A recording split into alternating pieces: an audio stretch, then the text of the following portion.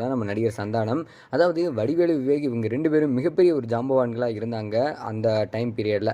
அந்த டைம்ல பார்த்தீங்க அப்படின்னா, சினிமாவுக்குள்ள வந்தவர் தான் நம்ம சந்தானம். தன்னோட நகைச்சுவை திறமையால கொஞ்சம் கொஞ்சமா வெளிய தெரிய ஆரம்பிச்சாரு.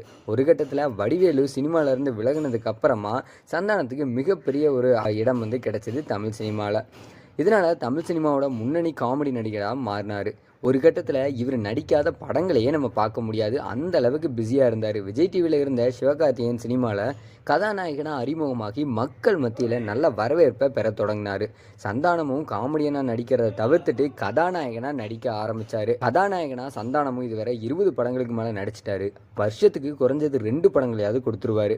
ஒரு சில படங்களுக்கு ரசிகர்கள் மத்தியில நல்ல வரவேற்பும் கிடைச்சிட்டு வருது. ஒரு சில படங்கள் மக்கள் மத்தியில வரவேற்பு கிடைக்கிறதே இல்லை. அவரோட நடிப்புல வெளியாகி சக்க போடு போட்ட படங்கள்ல ஒண்ணுதாங்க டிடி ரிட்டர்ன். இந்த படம் கடந்த ஆண்டு வெளியாகி ரசிகர்கள் மத்தியில நல்ல வரவேற்பு கிடைச்சது. இந்த நிலையில இந்த படத்தோட செகண்ட் பார்ட்